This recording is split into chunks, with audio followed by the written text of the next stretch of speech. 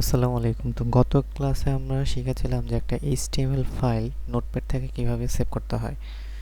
ঠিক আছে, তো এটা মুছে ফেলি।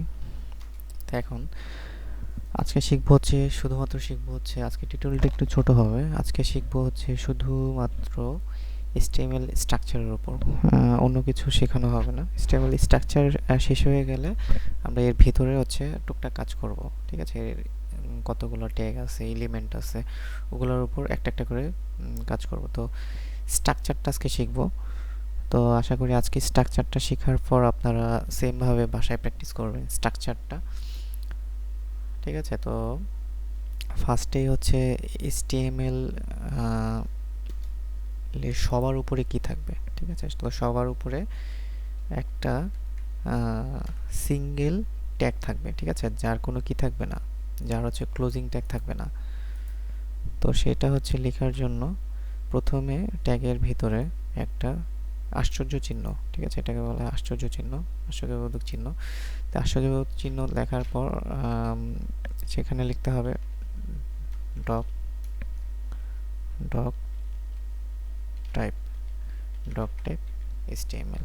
ঠিক আছে, ডক টাইপ এইচটিএমএল তার মানে হচ্ছে এই ডক টাইপ মানে হচ্ছে ডকুমেন্ট টাইপ। এই ডকুমেন্ট টাইপটা কি টাইপের? এইচটিএমএল মানে হচ্ছে আমি যে একটা পেজ তৈরি করতে যাচ্ছি, যে একটা ডকুমেন্ট হতে যাচ্ছে, এটা আসলে কি টাইপের। ঠিক আছে, এইচটিএমএল টাইপের। এইটা এটা ডিক্লেয়ার করা মানে হচ্ছে এটা হচ্ছে এটা ম্যান্ডেটরি করা হয়েছে HTML5। ঠিক আছে, এর আগে HTML4 ইউজ করা হতো, XHTML ইউজ করা হতো। তো ডক টাইপ HTML মূলত এই ট্যাগটা ইউজ করা হয় HTML5 আসার পর থেকে। আর এটা দ্বারা হচ্ছে ব্রাউজারকে ডিক্লেয়ার করে দেয় যে এই ফাইলটা আসলে কি টাইপের, HTML টাইপের। ঠিক আছে, ডক টাইপ মানে হচ্ছে ডকুমেন্ট টাইপ, ডকুমেন্টেশন টাইপ, টাইপটা কি টাইপের? HTML ফাইল টাইপের। ঠিক আছে, তো এটা হচ্ছে প্রথম শর্ত। তো শর্ত এই ট্যাগের আবার কি থাকে না, ক্লোজিং ট্যাগ নাই। ঠিক আছে, এটা হচ্ছে সিঙ্গেল ট্যাগ এবং এটা হচ্ছে সবার উপরে থাকবে, এটা কিন্তু সবার নিচে থাকবে না। সাপোজ হচ্ছে আমি যদি এখন উপরে লিখি, হ্যাঁ, HTML একটা ট্যাগ লিখি HTML, সরি এমএল, আর এটা যদি নিচে বসাই তাহলে কিন্তু হবে না। তো HTML5 এটার প্রথম যে শর্ত স্ট্রাকচার গঠন মানে স্ট্রাকচার তৈরি করার, সেটা হচ্ছে প্রথমেই থাকবে হচ্ছে ডক টাইপ HTML। তো সেটা হচ্ছে প্রথমে এইভাবে লেখা হয়, আর এটা হচ্ছে সবার উপরে থাকবে। দেন হচ্ছে কি থাকবে? HTML ট্যাগ থাকবে। ঠিক আছে, HTML তো আমরা শুরুতেই জানি যে এর আগের ভিডিওতে দেখেছিলাম যে যখন আমরা একটা ট্যাগ স্টার্ট করব তখন সেই ট্যাগের অবশ্যই একটা কি থাকবে? ক্লোজিং ট্যাগ থাকবে। তো এটা হচ্ছে একটা স্টার্টিং ট্যাগ। তো ক্লোজিং ট্যাগ কিভাবে লেখে? সেম ভাবেই লিখতে হয়।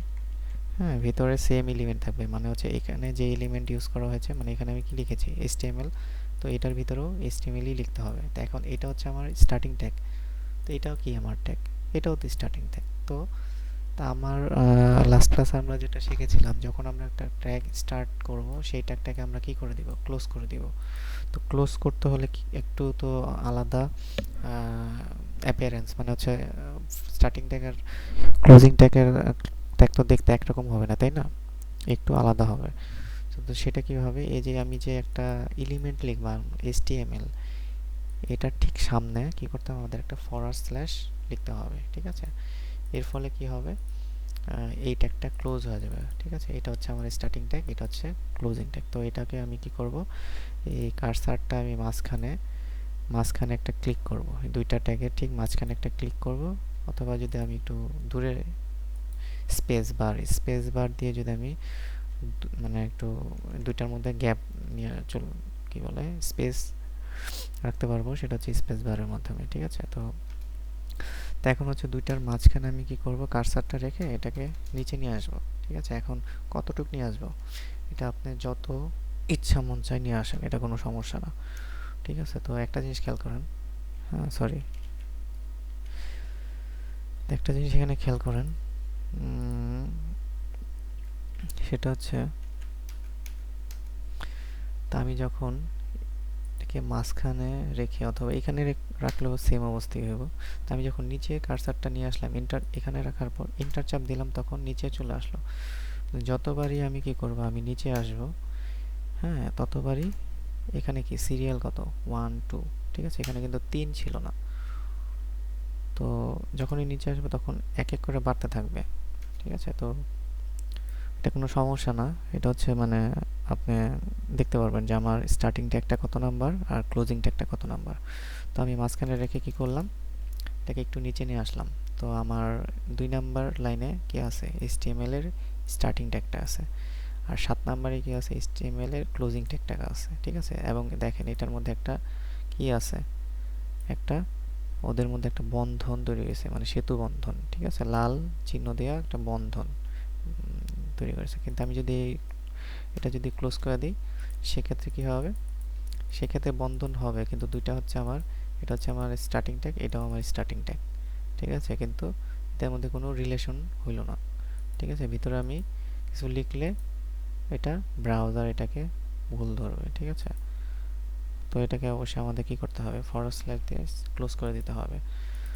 তো আচ্ছা, দেন হচ্ছে এটা তো ফার্স্ট শর্ত, যে আমরা কি করব, প্রথমে ম্যান্ডেটরি কি উপরে হচ্ছে ডক টাইপ HTML লিখতে হবে, দেন হচ্ছে HTML ট্যাগ লিখতে হবে। হ্যাঁ, HTML ট্যাগ এটাকে স্টার্ট ক্লোজ করে দিতে হবে। দেন ভিতরে কি করতে হবে, ভিতরে আমাদের আরেকটা ট্যাগ নিতে হবে, সেটা হচ্ছে হেড।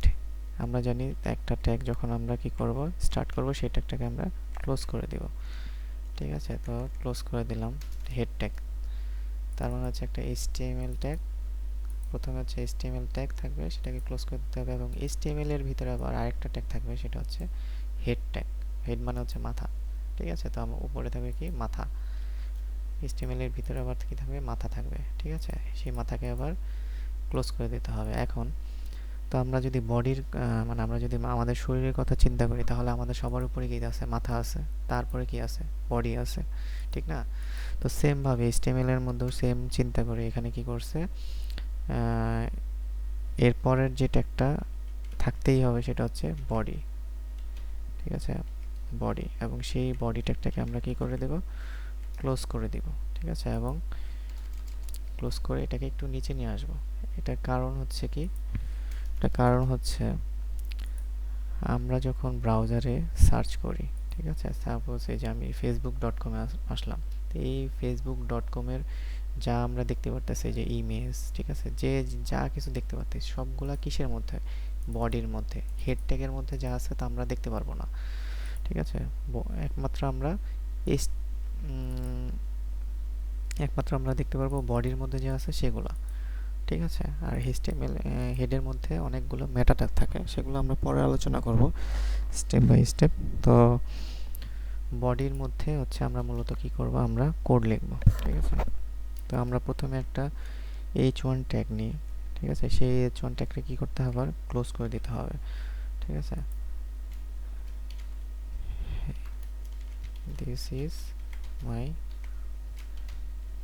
ফার্স্ট HTML, ঠিক আছে। HTML লেখার পর আমরা কি করব, এই যে এখানে যে আইকন আছে সেভ, সেভ আছে, এখানে কি করব, আমরা সেভ করে দেব, ঠিক আছে। তো আমরা তো সেভ করে দেওয়ার পরেই কিন্তু এটাকে রান করার জন্য আমাদের কি করতে হবে, আমাদের যে ফোল্ডারের ভিতরে আমরা ফাইলটা সেভ করেছিলাম, সেই ফাইলে গিয়ে সেই ফাইলটাকে প্রথমে সিলেক্ট করে, ঠিক আছে, মাউসের রাইট ক্লিক করে ওপেন উইথ, ওপেন উইথ উইথে গেলে আমরা কতগুলো অপশন পাবো। তো এখানে এর মধ্যে হচ্ছে ব্রাউজারের যে অপশনগুলো আছে, Firefox, Google Chrome, internet explorer, Microsoft Edge, যে কোনো একটা, ঠিক আছে। আমার যেটা মন চায় তা আমি সেটা দিয়ে রান করব। তা আমি এখন চাচ্ছি যে ফায়ারফক্স দিয়ে রান করতে, তা আমি কি করব, ফায়ারফক্সটা সিলেক্ট করে দেব। এর ফলে কি হবে, এখানে কি হয়েছে,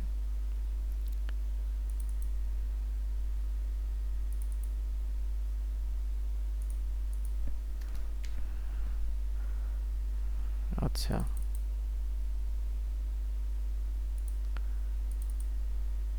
সরি, একটা জিনিস আসলে ভুল হয়ে গেছে, সেটা হচ্ছে আমরা আমরা কি করব, আমরা সবসময় ফরওয়ার্ড স্ল্যাশ না ব্যাকস্ল্যাশ ইউজ করব, ব্যাকস্ল্যাশ, ঠিক আছে, ফরওয়ার্ড স্ল্যাশ না, ফরওয়ার্ড স্ল্যাশ ইউজ করব না, আমরা সবসময় ব্যাকস্ল্যাশ ইউজ করব। ফরওয়ার্ড স্ল্যাশ ইউজ করা যাবে না, ঠিক আছে। ক্লোজ করার জন্য আমরা ব্যাকস্ল্যাশ ইউজ করব। এটা আসলে ভুলে গিয়েছিলাম। আচ্ছা যাই হোক, তো এটাকে হচ্ছে সেভ করে দিলে এখন যদি রিফ্রেশ দিই তাহলে হাই দিস ইজ মাই, মানে বডির মধ্যে আমরা কি করলাম, আমরা এই জিনিসটাই লিখেছিলাম। ঠিক আছে, আমরা হচ্ছে ট্যাগের ভিতরে যাই লিখবো সেটা কি হবে ব্রাউজারে আমরা দেখতে পারবো। ঠিক আছে, তো আজকে যেটা মূলত ছিল সেটা হচ্ছে এই স্ট্রাকচার। ঠিক আছে, এই structure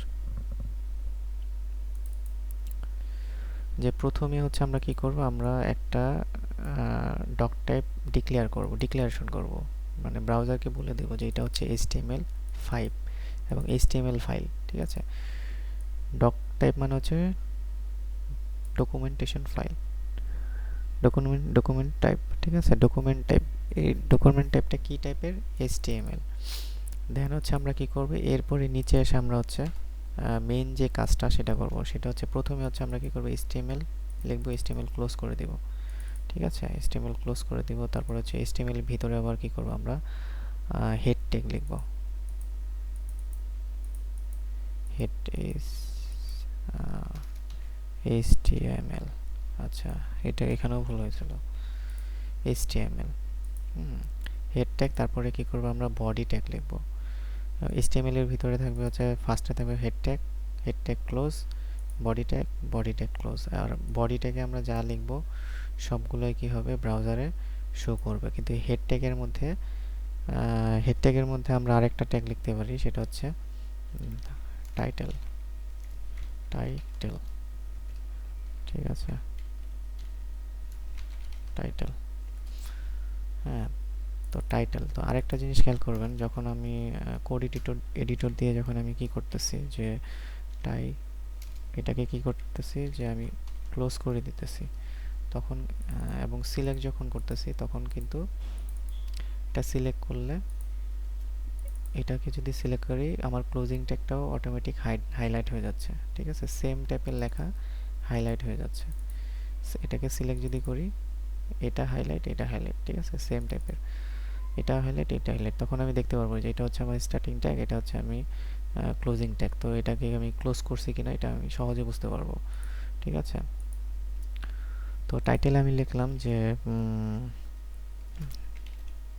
this is my title. ঠিক আছে, এখন টাইটেল কোথায় শো হয়, তো এটাকে হচ্ছে আমি কি করলাম, আমি সেভ দেওয়ার পর আমি কি করব, আমি হচ্ছে ব্রাউজারে এসে আবার সেভ দেব। ঠিক আছে, সেভ দিলে কি হবে,